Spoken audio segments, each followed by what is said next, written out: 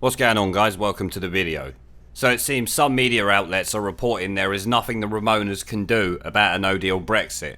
Of course, this is not Sky News or the BBC saying this. It was the LBC presenter Maajid Nawaz on his radio show this afternoon. Let's listen to what he had to say. What that, I suppose, leaves us is the question as to whether or not anyone else can do anything about it. Michael Gove, who has been appointed as enforcer-in-chief inside Downing Street alongside Dominic Cummings. Michael Gove has also written a column today saying Britain must be prepared for a no-deal scenario. Now, brainstorming, if there is any way indeed possible, for a no-deal alliance, cross-party alliance to prevent a no-deal scenario, I'm going to tell you that I think it's looking increasingly unlikely. I think that actually, if this government holds its nerve, and that's the big assumption based upon the rest of what I'm going to say, if this government decides to go out with no deal, there is probably nothing anyone else can do about it. Sorry, had to stop that there. So he talks about Boris Johnson's party enforcers in Gove and Cummings that are there to make MPs toe the party line, which we all knew was the reason he appointed them. And Gove also did a column for The Times earlier today stating they are preparing for a no-deal Brexit right now, before Maajid points out what I have been saying for a while. If Boris holds his nerve and has balls of steel like he claims, he can take us out with no deal, and there is nothing the Remoaning shitweasels and commie cumbuckets in Parliament can do about it. But let's move on and hear the reasons why the Remoaners can't do jack shit to stop Boris. Let's go through some of the scenarios. A motion of no confidence in the government could be passed, but that would require a certain number of MPs to defect from the Conservative Party to support the no-deal alliance against Boris Johnson. He currently has a majority of 2. If there were to be a motion of no confidence, the no-deal alliance would include all the rest of the Labour Party, the Lib Dems, the SNP, whoever else is in Parliament, but it would still require some Conservatives to defect, and that would the calculation going on in their minds for such a scenario to unfold would be the following. First of all, okay, do we prefer losing control of the status quo and the narrative and handing it to the opposition, who then call a motion of no confidence and then go into the general election with the Conservatives on the back foot? That's question number one.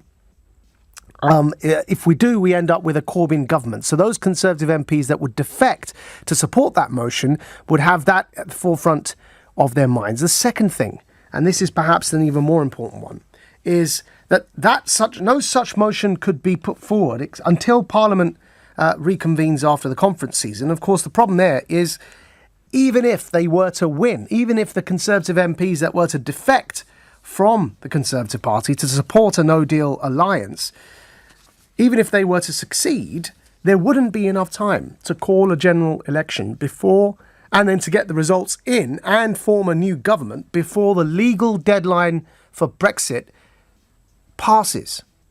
And so what would be the point? Now, if you're a Conservative MP and let's say you despise no deal, but if you're going to bring down your own government, risk the prospect of a Corbyn-led government and still end up with no deal because you don't have enough time to call a general election, get the results in, form a government before the Brexit deadline passes, why on earth would you defect and vote against your government, considering all of that? And so it's looking very bleak. As it is, all Mr. Johnson needs to do is sit on his hands and sing la la la, put his fingers in his ears, I can't hear you, no deal Brexit's going to happen. That's all he needs to do.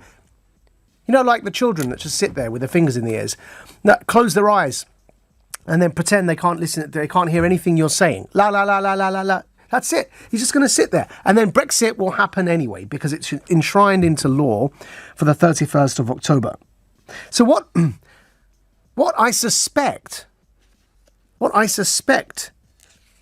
Johnson is hoping for is for Brussels to blink. So he starts with a question regarding a no-confidence vote against Boris Johnson, which we all know won't succeed because if the Tory party MPs do this, they will lose the party whip and can no longer run for the Conservative Party, essentially ending their political career in disgrace. Maajid completely forgets about the Labour MPs who will vote for Brexit to happen on the 31st of October with or without a deal. Maajid talks about the no confidence vote a bit more and the risk that it could lead to a Commissar Corbyn and his merry band of spunk trumpets getting their hands on power, which any smart person knows they won't do that for no deal. We have to remember, even Remoaners would admit that a Corbyn government would be 100 times more damaging to the UK than a no-deal Brexit. So realistically that question is irrelevant. It's not going to happen. Tory MPs will not sign their own political death warrant and let the Marxist Labour Party in. Maajid then moves on to the real reason why the Remoaners who are trying to block no deal don't stand a chance. It's called time. They lack the time to stop a no-deal Brexit, given they are already off on holiday until September.